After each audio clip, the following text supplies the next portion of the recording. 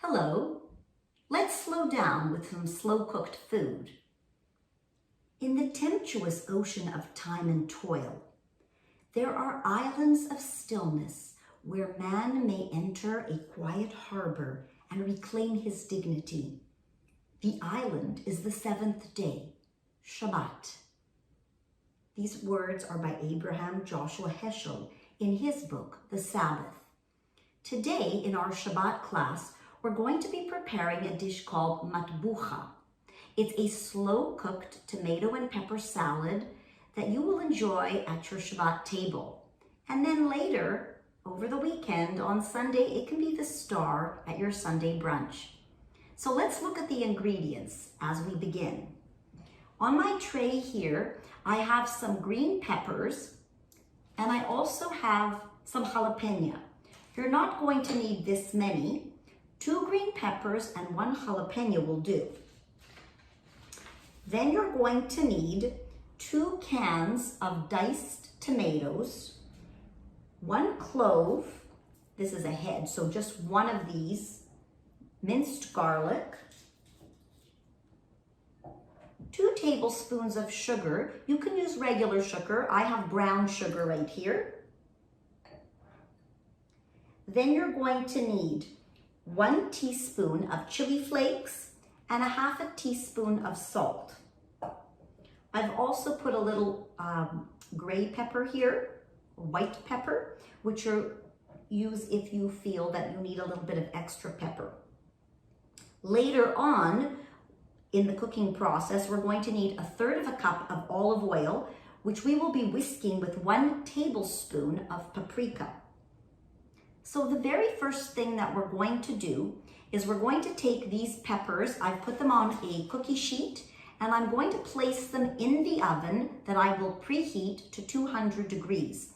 What I'm going to try to do is get the skin to blister. So I'm going to leave them in there. I'm going to keep an eye on them, and when the top blackens, I'm going to turn it over. Once this is done, I'll meet you back and we will continue the preparation together. So I'm back. I've been keeping an eye on my peppers for the past 20 minutes or so, so let's have a look in the oven.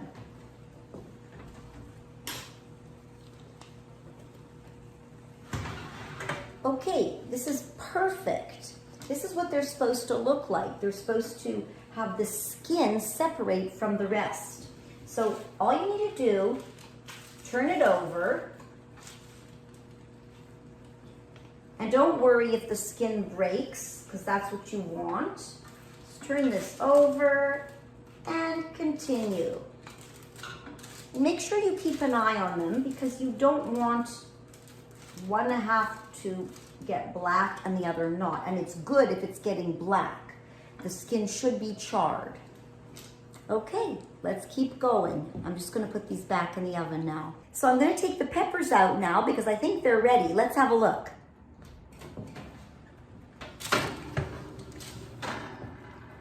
Okay, so they're blackened, and we're going to leave them on the counter for a little bit. I'm going to put them into a colander.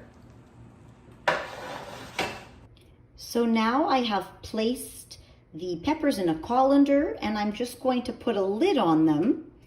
Here we go. Okay, now they're going to steam for a little bit as they cool, and it'll make the skin come off much more easily. So I've let the peppers sit for a little bit, and they've steamed. Now the skin should come off quite easily. Just basically peel it off and remove the seeds. Then you can chop the peppers into little squares. You're going to be using this when you put all the things into the pot in a few minutes. Note that when I handle the jalapeno pepper, I am going to be wearing gloves because it gets very hot and you don't want to rub your eye or something and burn yourself. So I've washed, peeled, seeded these peppers, and now all I'm doing is chopping them into little cubes. These are the bell peppers. When I do the jalapeno, I'm going to put some gloves on. So now that my peppers and my jalapeno are cooked and chopped, seeded, ready to go, I'm going to start my shakshuka. So I'm going to turn on the element, not high, but medium high. And we are going to combine the diced tomatoes. So I have 2 large cans of diced tomatoes. They're going in.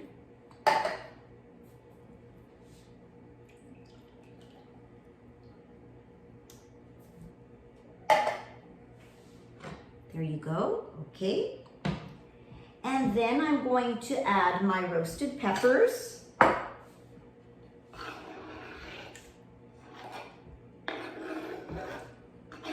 Be careful because they have a lot of liquid in them. My minced jalapeno. Okay, that's all in now.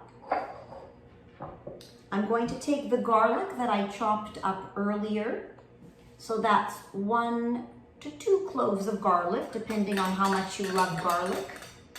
Maybe the first time you try this recipe, you'll use 1, and then you can adjust when you make it again. I'm now going to add the brown sugar. You could also use white sugar if you prefer, but I like brown. It gives it a caramelized flavor. And you can start stirring all of this.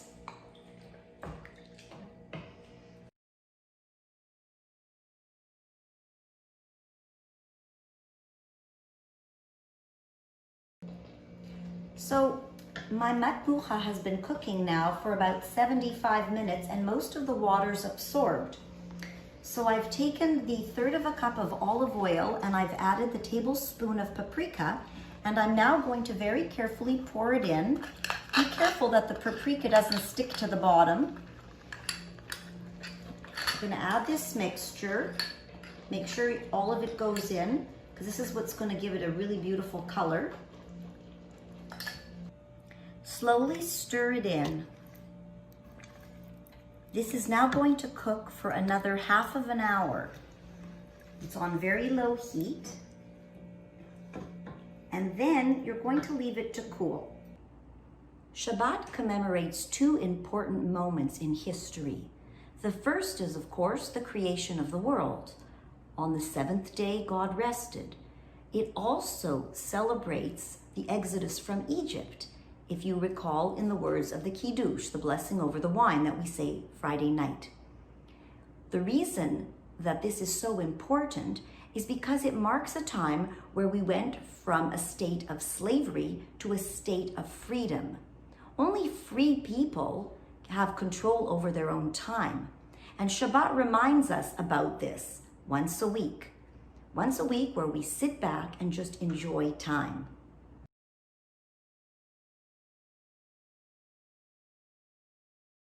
So I hope you've enjoyed Matbucha with your Friday night dinner. Now when Sunday brunch comes along, you can use the leftover Matbucha, as I have here, to make the popular brunch dish called Shakshuka.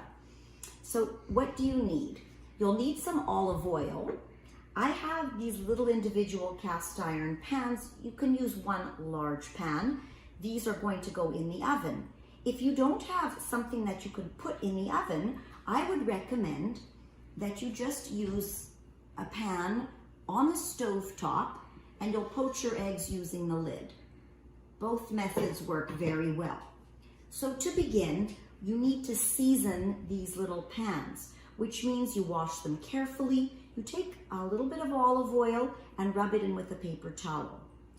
Now, we're going to put these in the oven with a little bit of olive oil to heat them up.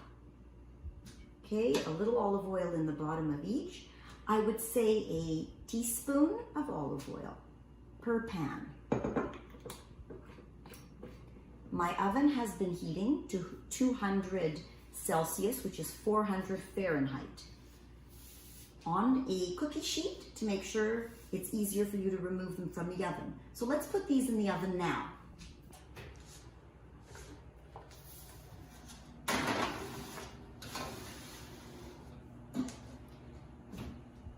This isn't going to take long. I would give them between 5 and 8 minutes. Now we did call this slow down with slow food. And we have to manage our time here. You may have seen that it took a long time to roast those peppers. And what I recommend is if you don't have a lot of time, you could roast the peppers the night before and then proceed with the matbucha and do this in stages. Slow, steady and slow, and it'll help you slow down and relax. We're gonna give these a few minutes. So these have been in about 5 to 8 minutes. The olive oil is very hot. Be careful to use oven mitts.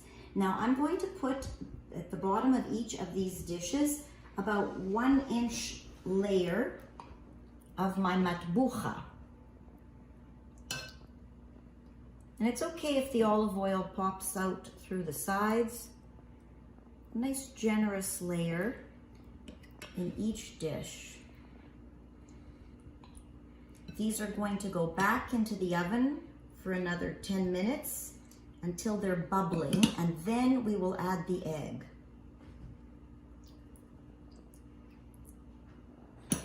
The original matbucha that we made for Friday night should leave enough leftovers to make 4 dishes worth. I'm only doing 3 here, but I have a lot left.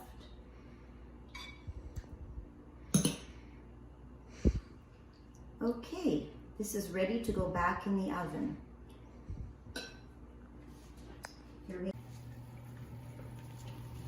So this has been in here about 10 minutes and it is bubbling, ready for the eggs. You'll notice here that I've cracked the eggs individually. With kosher cuisine, we're not allowed to eat blood if there's a blood spot in the egg. So we do them separately so that we don't waste all the eggs if we find a blood spot. So I'm putting the egg on top of the hot matbucha mixture, and I'm going to put it back in the oven so that the white turns white. I don't want to leave it in too long because I want the center of the egg to be soft. A little salt and pepper. And you can see that it's already starting to cook because of the hot liquid. Okay, back into the oven, and I suggest you stay close by. Keep an eye on it because it's going to cook very quickly.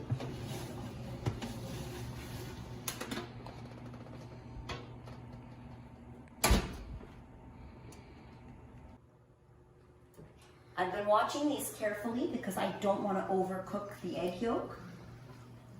The white is cooked. It's going to be a little bit runny. There you have it. So our little shakshuka bowls are ready. We have some basil, fresh basil that I've just cut as a garnish, and a little sourdough toast. Enjoy your brunch.